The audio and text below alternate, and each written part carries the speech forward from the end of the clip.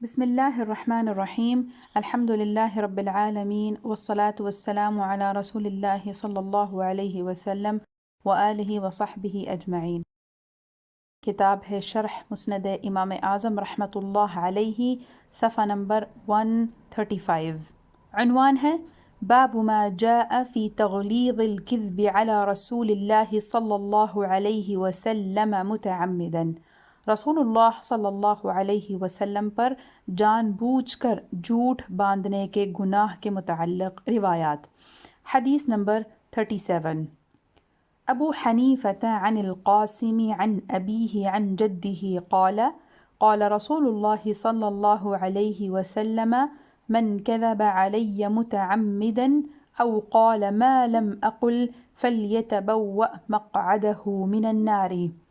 حضرت قاسم اپنے والد سے اور وہ اپنے دادا سے روایت کرتے ہیں کہ رسول اللہ صلی اللہ علیہ وسلم نے فرمایا، جس نے مجھ پر جان بوجھ کر جھوٹ باندھا یا اس نے میری طرف منسوب کر کے وہ کہا جو میں نے نہیں کہا تو وہ اپنا ٹھکانہ آگ میں تلاش کرے۔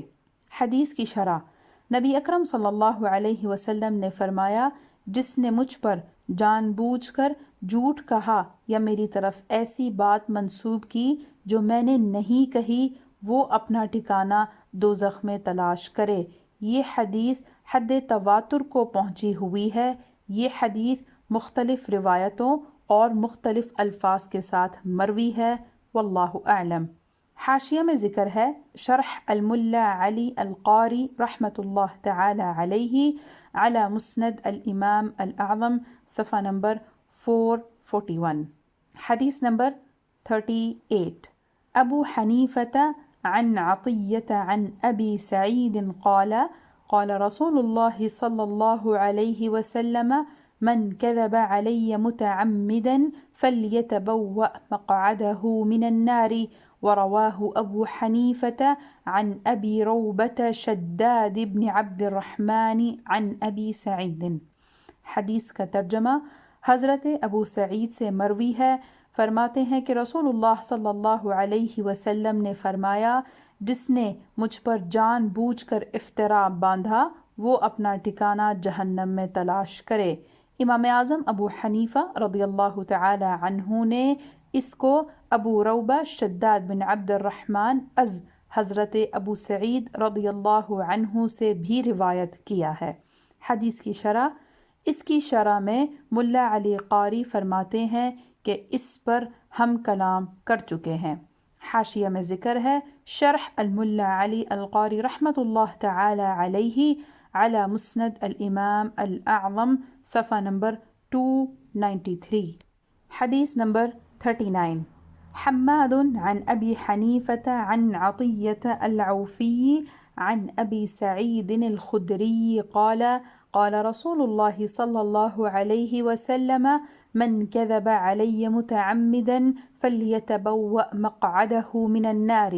قال عطیة وأشهد أني لم أكذب على أبي سعيد وأن أبا سعيد لم يكذب على رسول الله صلی اللہ علیہ وسلم۔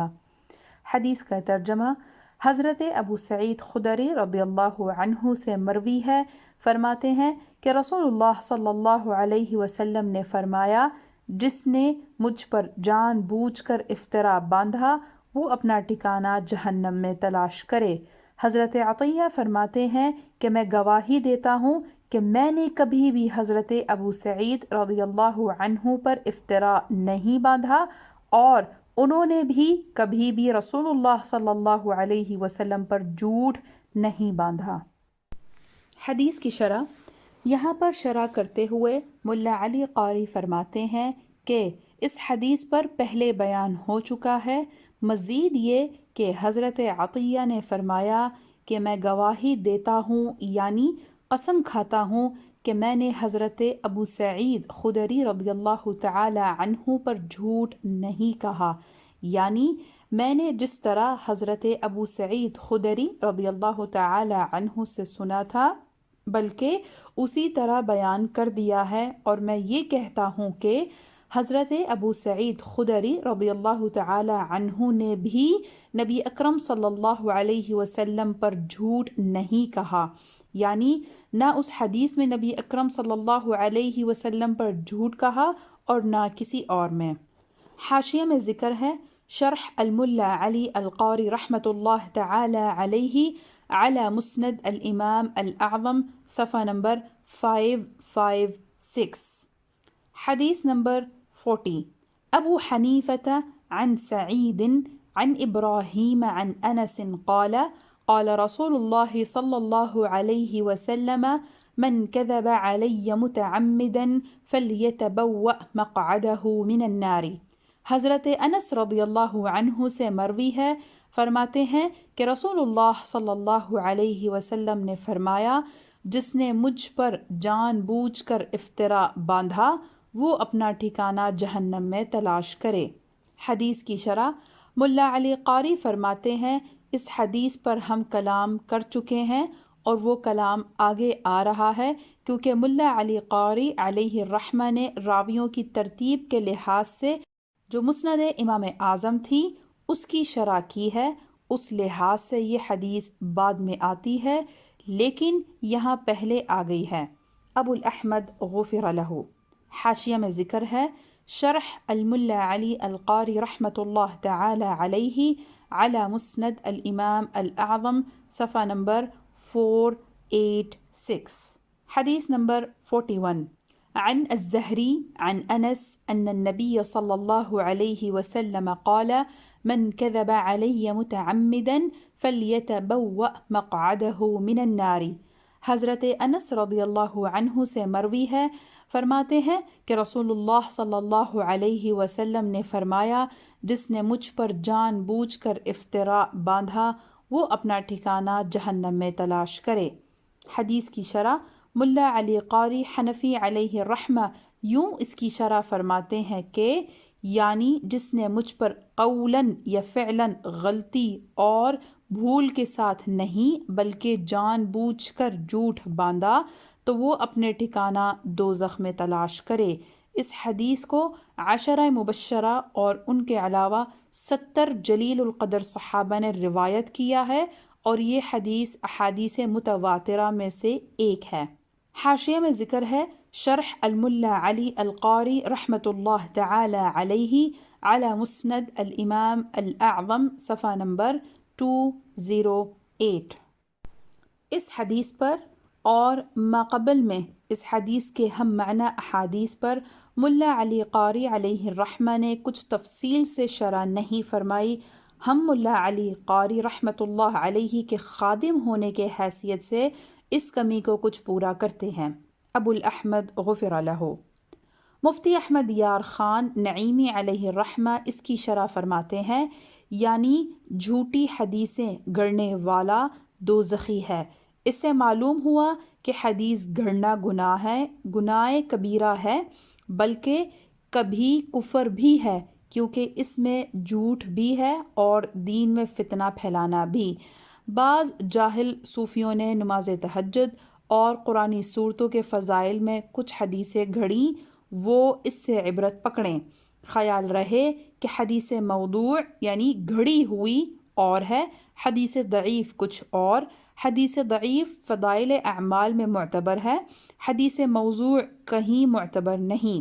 اسی لیے محدثین نے خدمت حدیث میں اپنی عمریں صرف کر دیں۔ الحمدللہ ان کوششوں سے موضوع حدیثیں جھٹ گئی ہیں۔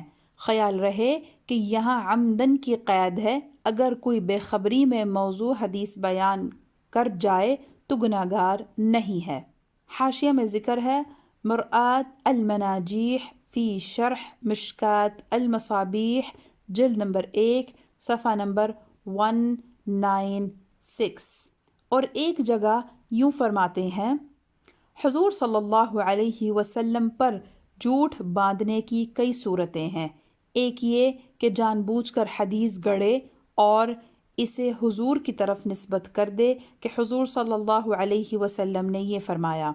دوسری یہ کہ کوئی موضوع حدیث بیان کرے اور اس کا موضوع ہونا نہ بتائے، خیال رہے کہ یہ روایت بالمعنی جائز ہے، یہ وضع حدیث نہیں بلکہ حدیث کا مضمون اپنے الفاظ میں بیان کرنا ہے۔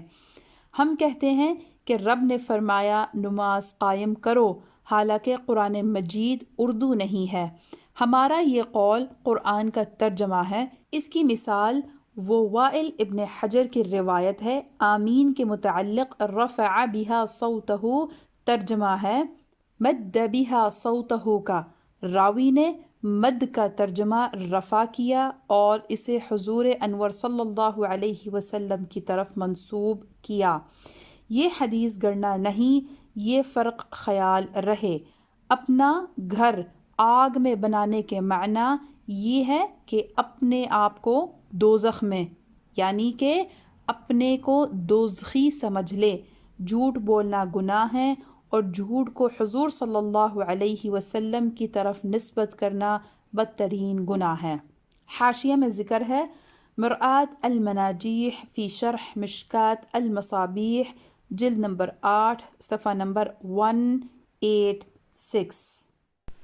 شیخ ابو محمد جوینی رحمۃ اللہ تعالی علیہ ارشاد فرماتے ہیں، محبوب رب العزت محسن انسانیت عز وجل وصلی اللہ تعالی علیہ وآلہ وسلم پر جھوٹ باندھنا کفر ہے، جبکہ بعض متأخرین علماء کرام رحمہم اللہ تعالی ارشاد فرماتے ہیں، علماء کرام رحمہم اللہ تعالی کے ایک گروہ کا خیال یہ ہے کہ اللہ عز و جل یا اس کے رسول صلی اللہ علیہ وسلم پر جھوٹ باندھنا ایسا کفر ہے جو انسان کو ملت اسلامیہ سے خارج کر دیتا ہے، اور بلا شبہ حرام کو حلال یا حلال کو حرام قرار دینے میں اللہ عز و جل یا اس کے رسول صلی اللہ علیہ وآلہ وسلم پر جھوٹ باندھنا کفر محض ہے، جبکہ ہمارا کلام تو حرام کو حلال یا حلال کو حرام ٹھہرانے کے علاوہ معاملہ میں اللہ عز و جل اور اس کے رسول صلی اللہ تعالی علیہ وآلہ وسلم پر